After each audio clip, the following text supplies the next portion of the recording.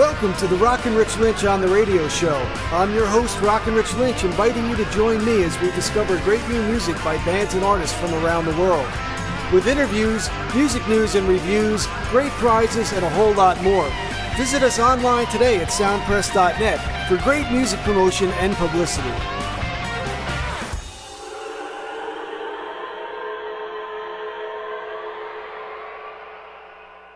Hi, this is Rockin Rich Lynch, and you're listening to the very best of Rockin Rich Lynch on the radio.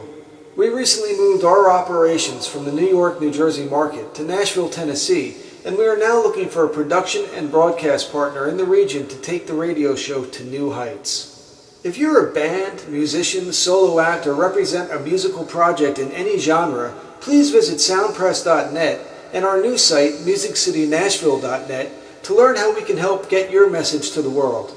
Now, please enjoy this great interview from our archives.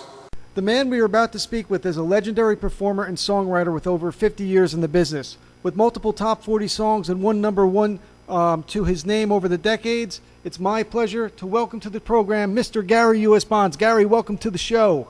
Oh, my pleasure, Rich. Thank you so much for having me. It's my pleasure, Gary. I've gotten to meet you before. I've seen you many times. We'll talk about that as we move forward. But I want to tell you first and foremost today, we are celebrating our 10th year of supporting Why Hunger and their annual Hungerthon here on the show. Why Hunger was founded by Harry Chapin, your fellow inductee in the Long Island Music Hall of Fame. Harry tragically died in 1981 around the time that your career was resurging with the Dedication album. Do you have any thoughts or memories about the man Harry Chapin? Yeah, we've done a bunch of his concerts around here to help him with the food bank and everything, and he was a wonderful man. I did get a chance to meet him once before he left us, and he seemed like such a really, really nice guy. And all the years that I've been doing stuff with his foundation, I realized that people talk about him, and I can understand how he is being remembered as one of the nicest people in the world, and I concur with that. I think he is going to remain that way here on Long Island and throughout the world. Yeah, I got to get out there. Is there a building for the Long Island Music Hall of Fame? They just finished. They haven't really finished it yet, but it's a nice building right out there in Patchogue. All right, I'm going to have to get out there. Now, Gary, as mentioned, we have seen you and we've actually covered you many times for this show and for our website, soundpress.net, most notably at the Light of Day shows number 3, 4, and 5 in the earlier part of the decade. I read that you headlined your own Light of Day out there in Pittsburgh this year. It's pretty amazing how that event has gone from a singular concert to a multinational tour de force, isn't it? Yeah, it is. I mean, it's moving along. I mean, things blossom so fast around here. I'm not used to that. I only got one leg. But I have to run to keep up with what's going on in there. But it's really great. But it's a great foundation also, and a bunch of great people. So it should blossom. I think we're going to take over the world with this one. You know, at those shows, and also I got to see you at another event in Asbury Park on a couple of occasions at the Clearwater Music Festival in Asbury Park. But your music, Gary, is always it always brings joy and the good times. I got to tell you, your band, I love seeing you guys perform in a live setting. Oh, thank you, man. Yeah, we that's our purpose, to go out there and have a great time, and hope everybody else can join in with us. And so far, it's been working pretty good. So let's talk about the important stuff, Gary, and let me back up. We're talking to the legendary Gary U.S. Bonds. GaryUSBonds.com is the website. And right now and into 2013 is shaping up to be a big year for Mr. Bonds. Gary, you have a new album called Christmas Is On. It's out right now. Why have you decided to put out a Christmas album at this time? Well, during the summer, we were trying to think of what we were going to do a blues album. We're going to do a blues album. We're going to do this kind of album. We're going to do a rockin' album. And then I think it was me. I don't know who it was. It came over to ask, well, how many Christmas albums have you done? And I realized I hadn't done any. So I said, well, okay, that's what we got to do.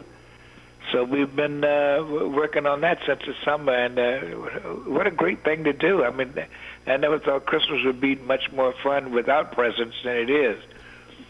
Well, you know, 10 tracks on there. You're covering White Christmas and Santa Claus is Coming to Town. You got 3 Gary U.S. Bonds originals on there. And the thing about a Christmas album is that's going to be timeless. I mean, first of all, you know, for a lot of people, their collection, you know, kind of gets stale after a while. So popping on a Gary U.S. Bonds Christmas album is sure going to be liven up the holiday season. And that's something that your fans are going to put on year after year after year. So it's going to be a tradition, and it's a timeless thing. So that's a pretty cool and a good idea to move forward with Christmas is on. Where can people pick that up? Well, you can go either at iTunes, Barnes and Noble, Amazon, GaryUSBonds.com. Well, if you go on GaryUSBonds.com and order it, I'll autograph it for you, so you can come there. And just about anywhere you can get it now. Excellent. Gary U.S. Bonds, you have a new forthcoming memoir coming out in early 2013. It's called Buy U.S. Bonds, That's My Story. It's going to be out on Wheatley Press. What can your fans expect from that book? And have you been keeping a journal or notes over the years to help you in remembering everything that's happened to you? Well, I got a friend of mine and that got me involved in this, you know, and he kind of went back and interviewed all my friends from Virginia, from Florida, from everywhere, and they kind of told their stories about it. And then I've always got my wife, who I've been married to for almost 50 years now, come in March. And trust me, she don't forget anything. So, so we got her stories and my daughter's stories, of course. We just about covered everything in there. It's a great book. So far, it's a lot of fun. Well, you mentioned your wife and your daughter. That's another fun thing about catching the Gary U.S. Bonds Band on the road.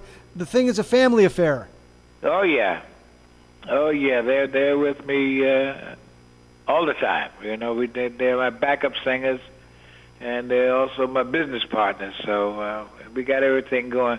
And by the way, we're releasing a song with the book also, called "That's My Story," and I'm sticking to it. So there will be a nice danceable song that kind of tells you the story about the book in 2.5, 3 minutes.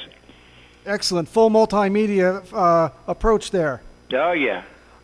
Gary, I saw that you recently performed at Restore the Shore concert for Sandy Relief at the Strand in Lakeland, New Jersey. Did you get a look at some of the affected regions in New Jersey, and how did you hold up in Long Island? Yeah, it was, let me tell you something. We thought we had it bad over here. Jersey got it just as bad over there, man. That was a rough storm. And, yeah, it hit me a little bit. But, look, I'm not going to whine about it because there are people that lost a heck of a lot more than I did. And, you know, I'm just grateful that me and the family are still here to talk about it. That's all I was worried about. And we made it through this one. Another 100 more to go. I know. Well, yeah, I mean, we suffered some stuff, too. It was certainly scary as that whole thing was blowing through. But I'm glad you're okay.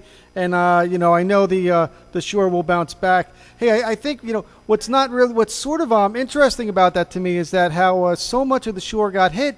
But Asbury Park, I heard, wasn't as hit as bad. And that actually might, you know, work in Asbury's favor because they've been working so hard to come back for so long. And you've been a big part of, you know, getting people down there. So, you know, people should get down there and support Asbury Park even more if they haven't up until this point. Yeah, I couldn't believe it. I just knew the Stone Pony was gone. And when I called up a few days later, I said, well, how's the pony doing? They went, nothing happened to the pony. It was like the winds blew all around it. Nothing touched it. Well, that's the way it goes in Asbury. Right. You know? Thank God for that. Gary U.S. Bonds is on the phone with us, the legendary great performer, busted out in the 1960s with his R&B soul-infused party music. First up was New Orleans, followed by the hit single Quarter to Three. The strength of those songs led to such international popularity, Gary, that in 1963 on a European tour you were headlining over the Beatles. Can you tell us a little bit about that experience? Well, to be honest, they weren't the Beatles at the time. I wasn't headlining over them. There was a group of guys that were the backup band for me and Johnny Burnett and Gene McDaniels.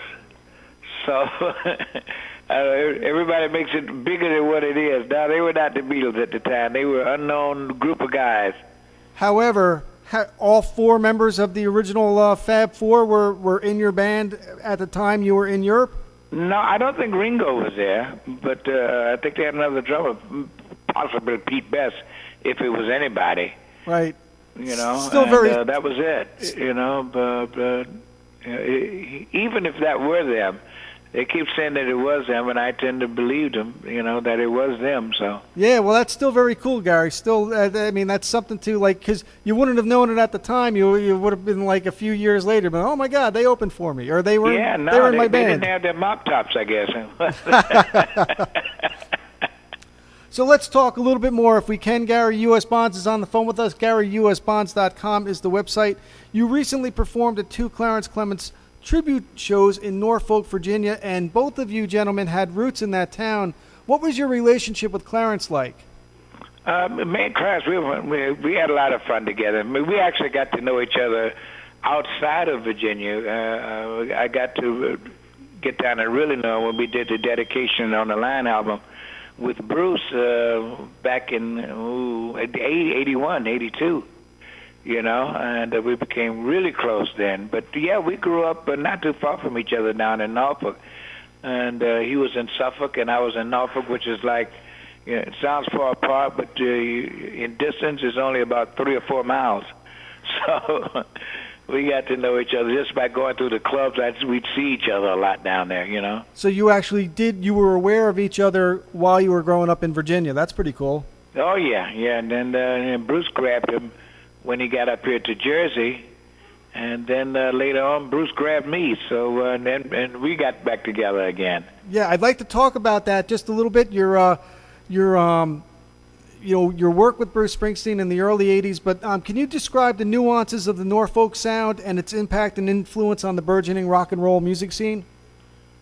Bruce claims to be a big fan of mine, and I think that's where he got his whole idea of how to do that rock and roll bit. And I think that's why he grabbed Clarence, because I was using Daddy G as my horn player, and that's all I carried on the road with. It was me and Daddy G, and we kind of played off each other. And that's what Bruce did with Clarence, basically the same thing, So Bruce had a lot of influence on the Jersey sound, I believe. Yeah, and I had read in a book that Springsteen actually got insanely popular in Virginia before he was even anybody in New Jersey, and that whole Norfolk sound probably was influencing the style of music he was making in the 70s. Yeah, I would think so, I got to know him from down there, So let me ask you, you first met Bruce Springsteen in the late 70s, if I'm correct, when he sat in at a show of yours. How did that encounter lead to him to ultimately produce your comeback album, Dedication? Well, later on, he was recording. I met him in '76 when he came to the club to see me. And 1980, early part of 80 or late 79, he called me up and said, Bonds, I just wrote this song, and man, this song sounds so much like you. I'd like for you to come in the studio here and see what it sounds like. And sure enough, I went in. He had written a song called Dedication, and I went, yeah, it does. That sounds like 2:45. A little takeoff on that. He said, well, let's record it, and we did it. And from that, we went on to a couple of other songs, and from that he said, but let's do a whole album then. And we did This Old Girl and, the rest of them together. And before you know it, we had 2 albums out. So it worked itself out on its own. Right. There was actually more greater than double the input of Springsteen on your On the Line album. Dedication had 3 songs. Oh, yeah. Yeah, but... once you get started, you get rolling. It's quite easy after that. You just got to get that first one in. So your relationship with Bruce continues today. Like I said, I saw you on stage with him at Light of Day many, many times, and I know back in September you got to play with Bruce twice, 2 nights in a row in front of 50,000 fans at the MetLife Stadium. What's it like to get that little glimpse into the world that Bruce lives every day when he's performing? Yeah, it's pretty fascinating, but to me, I mean, it's fun. I mean, it doesn't matter to me whether it's whether it's 500 or 55,000, I want to do what I got to do anyway. So I'm just happy to have fun and rock and roll. And what was the anticipation like on the night of Springsteen's birthday that night? That concert was delayed for 2 hours. You didn't get off and running till 10 o'clock that night. Well, I wasn't even there. Oh, actually, I was in Little Italy having dinner. Oh, that was the third night. No, that was the second night. Was the third? Yeah, the third night. Yeah. So that's cool, though. I was in Little Italy having dinner, and then he called me from there, and he said, "Man, it's raining over here. We haven't gotten on yet. So when you coming?" I go, "Coming where?" Oh. So he said, "Well, get on over here, man. We getting ready to go on now." That was about 10 o'clock. So I said, "Well, okay." So I just finished eating anyway, so I just went on over there, and then we rocked out some more. So that night, the rain worked in your favor. Yeah, I guess so. Yeah, well, it kind of. I didn't get a chance to finish my wine. Yeah, but yeah, I think a glass of wine, playing in front with Bruce. I guess I'd go with the show too. Hey, Garrett, yeah. I just want to tell you, I took guitar lessons from the guitar player on dedication who wasn't Little Steven, Rob, or Bruce Springsteen. Is that right? Who'd you go? Louis Conte gave me about 4 lessons back in the early '80s. Oh, okay. And he sent me on my way, but that at the time was his claim of fame. I actually gave him my copy of dedication because he didn't have his copy anymore. Yeah, Lou Conte. I haven't talked to him in a while. He was a good guy, good teacher. Now, another artist, another world famous Rock and Roll Hall of Fame artist, gave you a nod. Jeff Beck, when you were invited to perform at his rock and roll party honoring Les Paul. Yeah, right. Yeah, that's now available on DVD. How was that night, and what did Les Paul mean to you? Well, he's probably one of the greatest guitarists of all times. And it was great to be with everybody and to hear them sing their songs. And it's always nice to rock and roll. That's all. It's always nice to get out there and boogie. Yeah, that's a good one. I got it right here in my hand. We watched that one many times. So, Gary, have you been accustomed to the glare of the spotlight coming down on you every 20 years or so? Yeah, it's starting to blind me now, I tell you. I'm going to wear sunglasses from here on in. No, but it's great. I'll keep pushing until I get to the top. All right, finally, we are talking with Mr. Gary U.S. Bonds. Gary U.S. Bonds is on the phone with us. I see you're an avid golfer. Our previous guest and another Rock and Roll Hall of Famer, Don Felder of the Eagles, was also talking about his golf game. Where's the most favorite place that you've ever played, and have you ever gone out there with a group of other famous musicians while you were golfing? Yeah, well, like I said, I go out there with Dickie Betts and all the guys, Alice Cooper, you name it, Smokey. And, yeah, we all get out there. We kind of knock the ball around every now and then to see which way it's going to go and have a good time. Who's got the best game out of that group, Gary? Me. All right, well, thank you so much for talking with us, Gary. Good luck with the Christmas album. I'm going to go out and pick that up tonight, and I can't wait till your book comes out early next year, okay? Thank you so much, my friend. All right, we'll see you soon. All right, buddy.